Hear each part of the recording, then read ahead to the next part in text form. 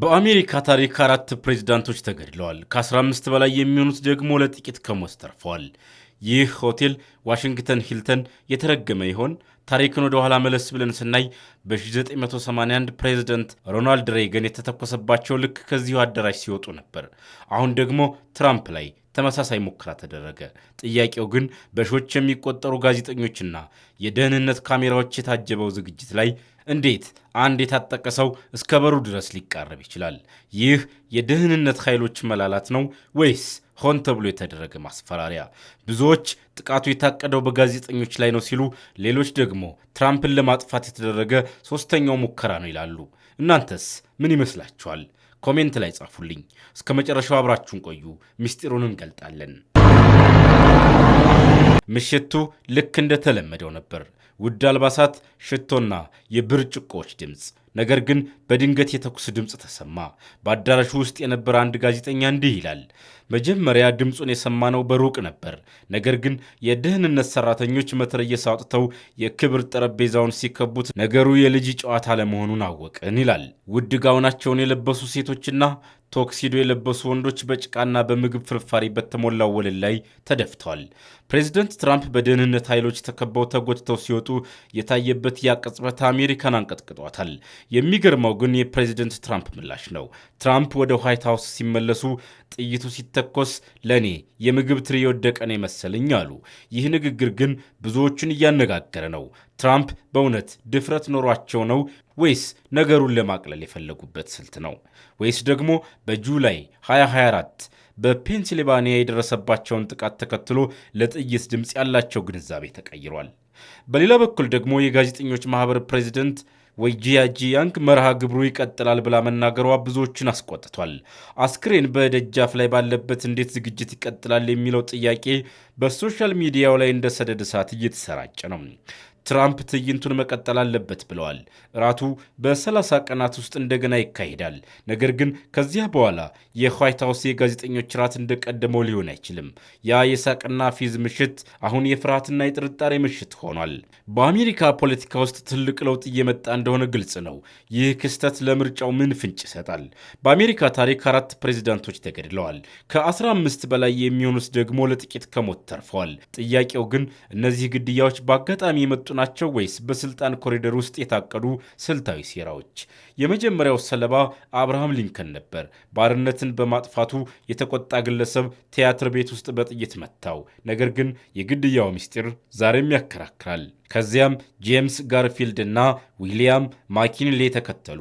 ጋሪፊልድ የተገደለው በጥይት ሳይሆን በሐኪሞች ብቃት ማነስ ነው ተብሎ ይታመናል። ነገር ግን ዓለምን ያስደነገጠው የጆን ኤፍ ኬኔዲ ግድያ ነው።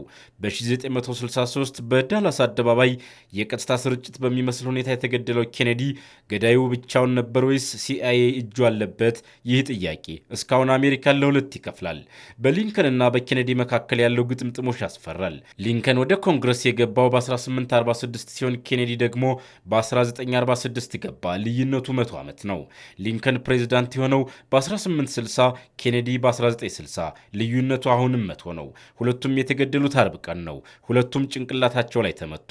የሊንከን ጻፊ ስም ኬኔዲ ሲሆን የኬኔዲ ጻፊ ደግሞ ሊንከን ነበር። ይህ አጋጣሚ ነው ወይስ በታሪክ ውስጥ የተቀመጠ ስውር ኮድ? አንዳንዶቹ ደግሞ የብረት ሰው ይመስላሉ። ቴዎድሮ ሩዝቬልት ንግግር ሊያደርግ ሲወጣ ደረቱ ላይ ተተኮሰበት። ጥይት እኔን አይገድለኝም ብሎ የደማ ሸሚዙን እያሳየ ለ90 ደቂቃ ንግግሩን ቀጠለ። ሮናልድ ሬገን ደግሞ በ1981 በሂልተን ሆቴል ደጃፍ ሳምባው ውስጥ ጥይት ገብቶ ነበር።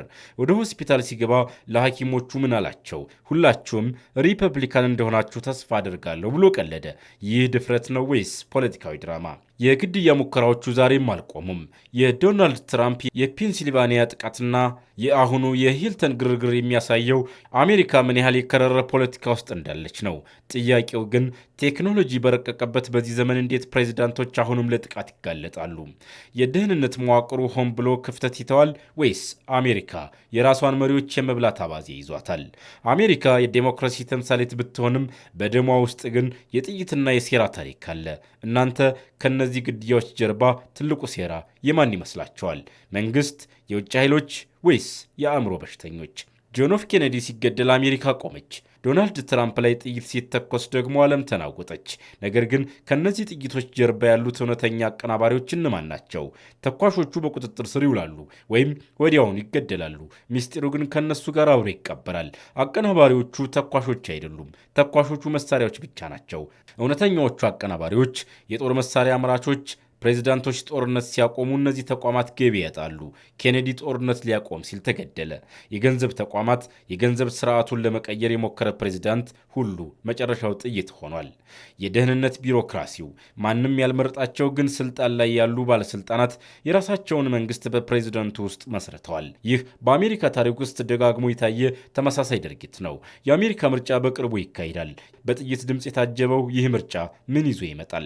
ታሪክ የሚያስተምረን ነገር ቢኖር ስርዓቱን ለመቀየር የቆረጠ መሪ ሁልጊዜም ከፊት ለፊቱ ጥይት ይጠብቀዋል። ትራምፕ ተረፉ፣ ግን እስከ መቼ? ኬኔዲ አልተረፉም፣ ግን ትቶት የሄደው ምስጢር ዛሬም ዓለምን እያናወጠ ነው። ቪዲዮውን ላይክና ሸር በማድረግ ለሌሎች ታሪክ ወዳዶች አድርሱ።